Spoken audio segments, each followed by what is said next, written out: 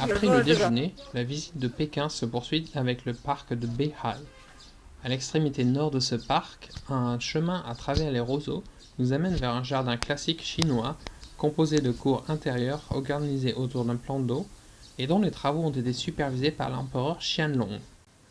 Le parc, situé à l'extrémité nord-ouest de la cité interdite, fut créé bien avant que les structures de cette dernière ne soient décidées. Il est composé d'un lac artificiel qui constitue un endroit prisé par les patineurs à glace en hiver.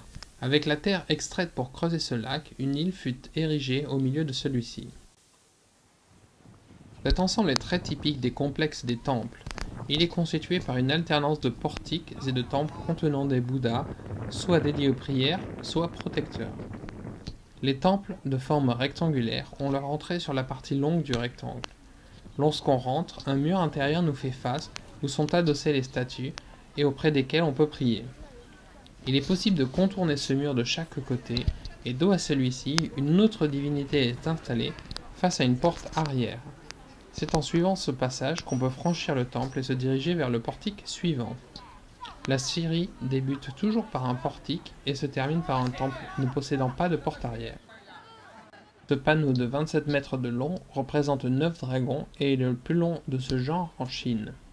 Le chiffre 9 est le chiffre de la plus haute harmonie dans la culture chinoise.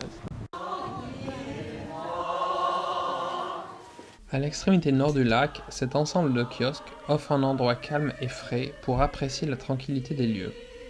On y trouve généralement des groupes de personnes venues danser ou chanter. Il y a même quelques-uns qui, pour quelques yuan, pourront écrire sur le sol des lignes de calligraphie chinoise à l'aide d'un grand pinceau trempé dans l'eau du lac. L'extrémité sud du lac nous donne accès à l'île artificielle qui regroupe la majorité des bâtiments du parc.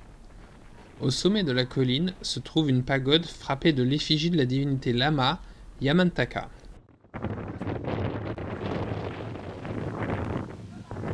Nous revenons à Huhai. Là, nous trouverons quelques joueurs de mahjong, mais aussi un couple qui fait quelques photos de mariage. Encore un petit effort. Voilà, c'est fini, c'était pas si dur que ça quand même. Avant de rentrer à l'hôtel, nous faisons une petite visite nocturne sur la place Tiananmen et à l'entrée de la cité interdite.